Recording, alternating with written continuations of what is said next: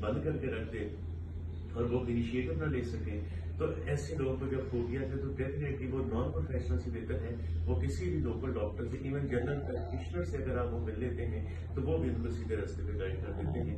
अगर साइकेट्रिस्ट से मिल लेते हैं तो बहुत अच्छी बात है, और अगर किसी साइकोलॉजिस्ट से मिल लेते हैं तो वो भी बहुत अच्छी बात है। डॉक्टर आप ड्रग एडिक्ट्स के लिए भी काम करते हैं, आपके रिहेबिलिटेशन सेंटर में वो भी आते हैं, तो किस तरह के एडिक्ट्स आपके पास आते हैं?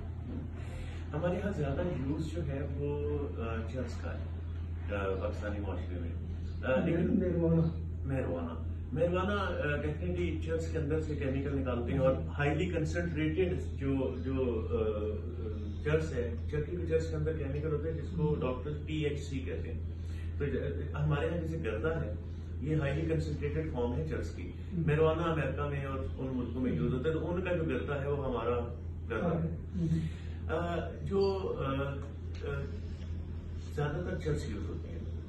अच्छा, उसके अलावा लेकिन हमने ये देखा है कि रिहेबिलिटेशन सेंटर में ज्यादा चर्च सबर जैसे लोग नहीं आते, क्योंकि सम वो हमारे यहाँ ये समझा जाता है कि चर्च इज क्वाइट नॉर्मल। हमारे यहाँ जो ज्यादा रिपोर्ट होते हैं वो नार्कोटिक डिपेंडेंसी के लोग आते हैं, ऑपरेट्स लेते हैं, हेरोइन वगैरह जो पाउडर जिसको कहते हैं वो लेते हैं, ज्यादातर रिहेबिलिटेशन सेंटर पे वो आते हैं। लेकिन अब विद टू सोशल मीडिया और अवेयरनेस के अब वालिदैन चर्च की वजह से भी बच्चों को ले आते हैं, क्योंकि जो लोग समझते हैं कि चर्च नॉर्मल है उनको ये समझने की जरूरत है कि मीठा खाना भी नॉर्मल बात है, लेकिन अगर आपको शुगर हो जाए तो फिर आपके लिए वो मीठा नॉर्मल नहीं रहा। इस तरह चर्च की वजह से अगर हेलुसिनेशन होनी शुरू हो जाए, चीजें दिखाई देनी शुरू हो जाए जो है नहीं, आवाजें सुनाई देनी शुरू हो जाए, पैरानॉइड हो जाए।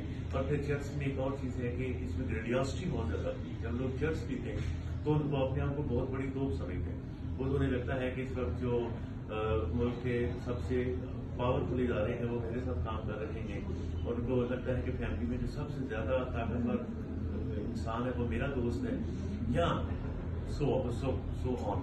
एक उनको क्यूरियोसिटी आ जाती है, वो अपने आप को बहुत बड़ा आदमी समझना शुरू कर देते हैं, जबकि वो होते नहीं है।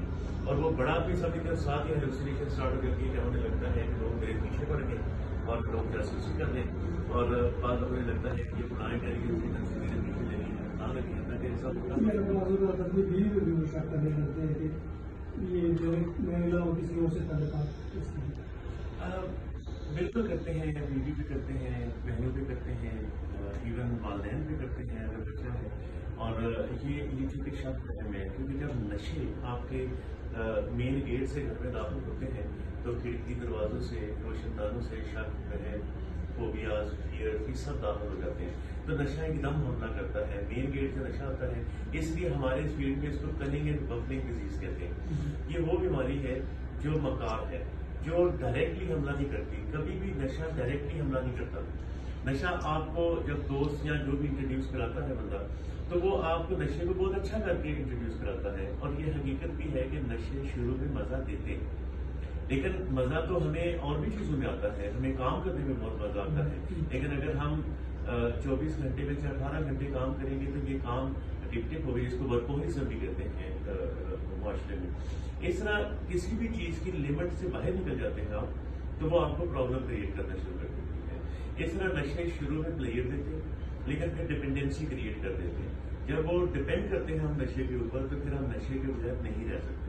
फिर हमें सुबह शाम जब तक नशा नहीं करेंगे हम आगे बढ़ नहीं सकेंगे। तो इसलिए जो डिपेंडेंसी है, ट्रीटमेंट उसका होता है। नशे का ट्रीटमेंट ऐसा नहीं होता, यानी अगर कोई बंदा वैसे ही चर्च पी रहा है तो वो इलाज में नहीं आएगा जब तक उसकी बेसिक फंक्शनिंग की खराब नहीं होगी। यानी उसका मेंटल इलनेस स्टार्ट हो जाए, फैमिली रिलेशनशिप खराब हो जाए, उसकी दोस्त यार सारे चेंज हो जाए, वो जॉब वगैरह या स्टडी जो कर रहा है उस पर हक जाना शुरू हो जाए, और वो घर में चोरियां या झूठ या मारकुटा इस तरह पे आ जाता है, तो फिर जाके लोग इलाज की तरफ बढ़ते हैं। चर्च से छुटकारा कैसे मिलता है? चर्च से जो चर्च का छुटकारा है, it's not a big task. मैं बताऊँ, अगर जो वालिदैन सुन रहे हैं उनको भी ये आइडिया होना चाहिए कि सिर्फ स्टेप लेना होता है। क्योंकि जब आपको पता चलता है कि आपके घर में चर्च सेंटर हो भी है, तो ये जहन में रखें कि वो आपके घर को बर्बाद करके ही निकलेगी अगर आपने कोई स्टेप ना लिया तो। जितना जल्दी स्टेप लेते हैं उतना जल्दी ट्रीटमेंट हो जाता है। चर्च का विड्रॉल बहुत आसान है, कोई इतना पेनफुल नहीं होता, بہت منیمم میڈیسن پہ ایسے پیشنٹ کو رکھا جا سکتا ہے اگر وہ ہیلوسینیشن تک بات نہیں پہنچی، یعنی اگر پاگل پن کریٹ نہیں ہوا تو اس سے پہلے تک بہت آسانی سے ڈیٹاکس ہو سکتا ہے. ایون ایڈمٹ کرنے کی بھی بعض دفعہ ضرورت نہیں ہوتی ہے ایسے پیشنٹ کو اگر چرس کی وجہ سے ہیلوسینیشن نہیں ہوئی تو.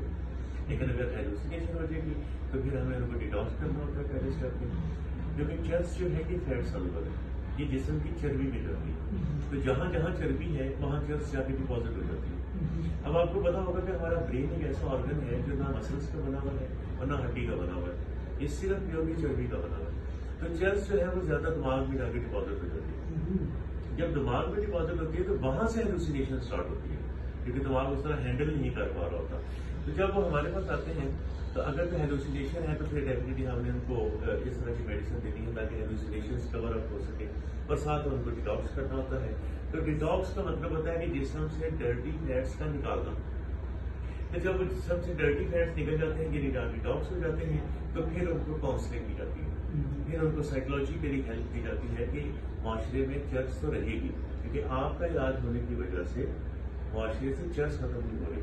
چرس وہیں پہ ہے، آپ کو بس پیسے بھی ہوں گے، آزادی بھی ہوگی، لیکن چرس کی طرف جاتے ہوئے یہ سوچ لیں کہ آپ کو زندگی میں کن کن وقتوں سے گزرنا پڑے گا، کن کن رشتوں کو برباد کرنا پڑے گا، کن کن اپنے امیدوں کو سائڈ پہ رکھنا پڑے گا، اور کتنے دل توڑنے پڑیں گے، تب پھر جا کے آپ چرس کو حاصل کر سکتے ہیں.